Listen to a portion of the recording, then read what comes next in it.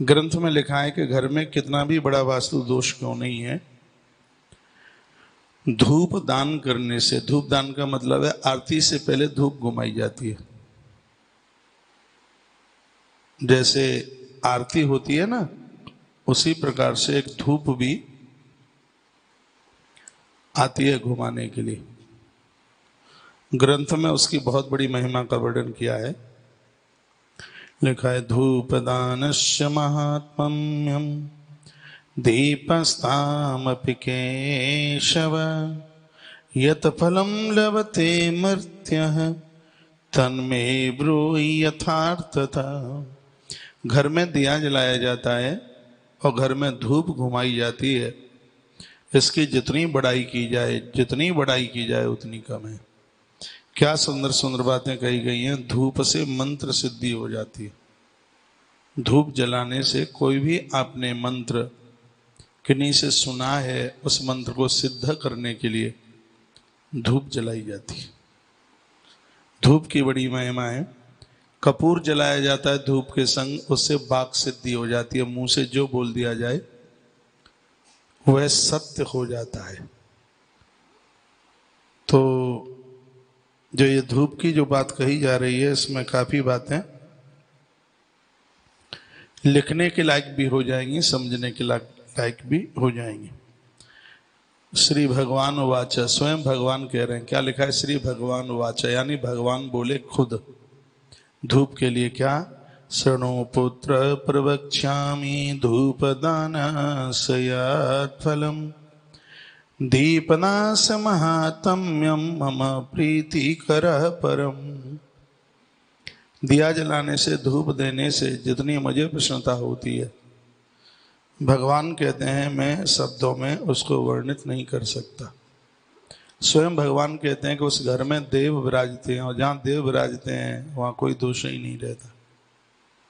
कोई ग्रह अशांत हो, ऐसा होता ही नहीं है। भगवान खुद कहते हैं अगुरश्य सकरू सकपूरम देव्यम चंदन सौरभम दत्वा मां वै सहोमाशे कुलानांतर्यक्षतम। अगर आता है बाजार में, आग के ऊपर जलाने में इससे बड़ा फायदा है।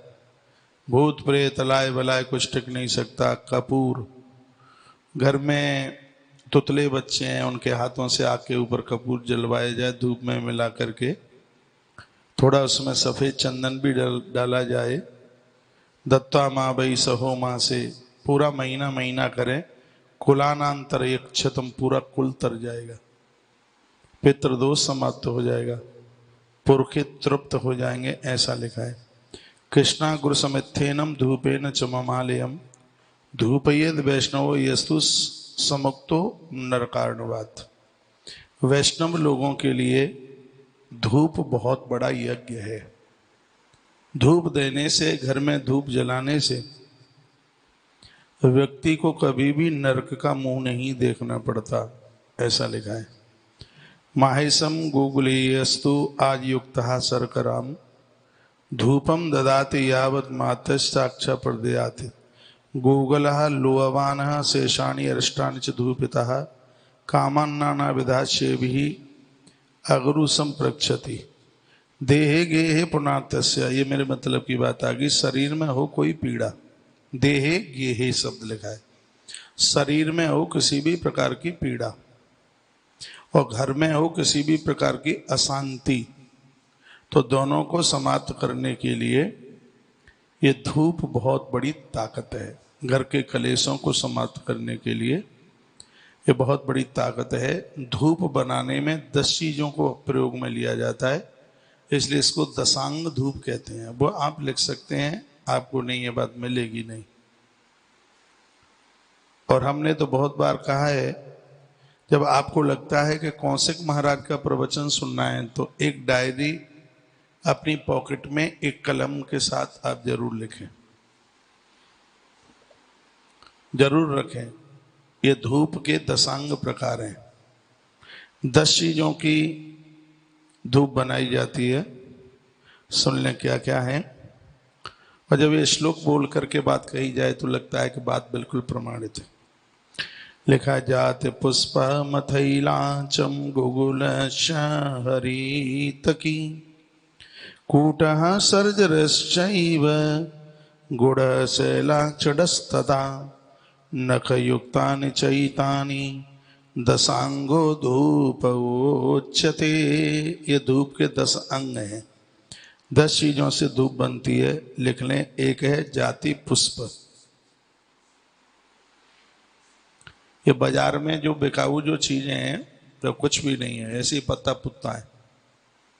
जो एक धूप की बात कही जा रही है, धूप ये 10 चीजों को मिलाकर के बनती है। इसको धूप के 10 अंग और कहा गया है।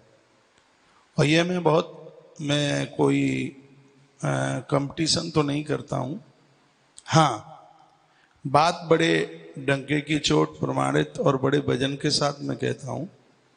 यहां से आज वास्तु दोष को समाप्त करने के लिए एक धूप की महिमा का वर्णन किया जा रहा है। मेरे निवेदन पर आप 1 महीना कर लें। 1 महीने में तो आप प्रमाण देना शुरू कर देंगे अपने घर के। इतने फायदे मिल जाएंगे। जहां घर में बच्चे अविवाहित हैं, बेटियां ससुराल नहीं पहुंच पा रही हैं, बेटों का विवाह नहीं हो पा रहा है, धूप वरदान है उस परिवार के लिए। ये सुन लीजिए, मैं तो श्लोक बोल बोल के बात करूंगा आपसे।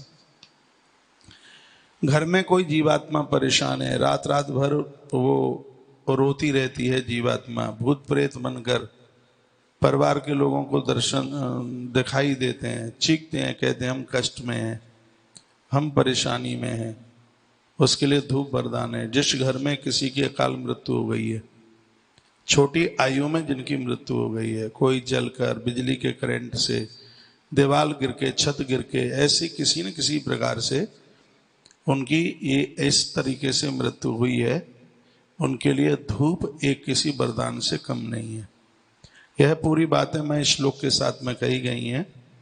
तो ये धूप के जो 10 प्रकार हैं, 10 चीजें हैं जो धूप में डाली जाती हैं, ये आप लिख लें। पंसारी की दुकान पर ये चीजें मिल जाएंगी और ये बहुत आनंद दे देंगी। तो जाति पुष्प मथैलांचम, पहले मैं श्लोक बोल रहा हूं, फिर अर्थ सुन लीजिएगा। जो 1.5 श्लोक में पूरी 10 चीजें हैं।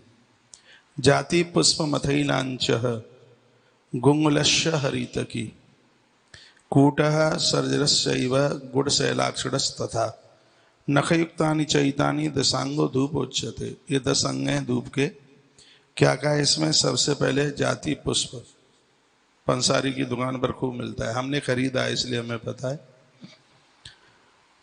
क्योंकि मैं 365 दिन धूप प्रयोग में लेता हूं। मैंने तो हवन में धूप डालना शुरू कर दिया है, यज्ञ में धूप डालना शुरू किया है। सब चीजें मंगाकर मिलाकर बड़ा अच्छा लगता है। जाति पुष्प बराबर मात्रा में ले लीजिएगा। जाति पुष्प, इलायची थोड़ा कम ले लीजिए, महंगी आती है।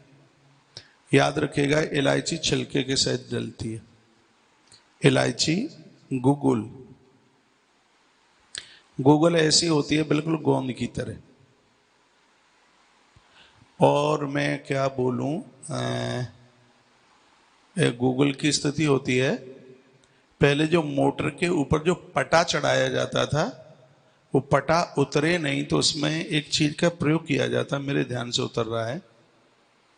पट्टा जो होता उस बैरोजा, बैरोजा ऐसा कुछ बोलते हैं उसको। तो उसके एकदम बिल्कुल ऐसे कांच जैसे, गूगल को आप वैसे भी देख सकते हैं,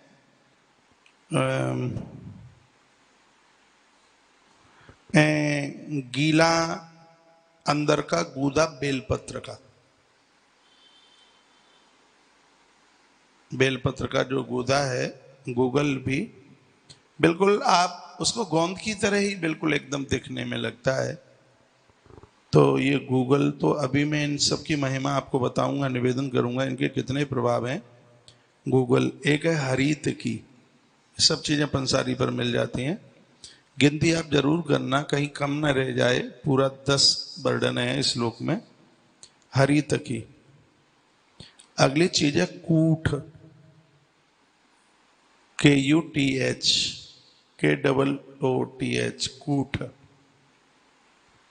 पंसारी की दुकान पर मिलती है। और अगली है सर्ज रस, सर्ज रस। और अगली चीज है गुड़। यह गुड़ पुराना हो।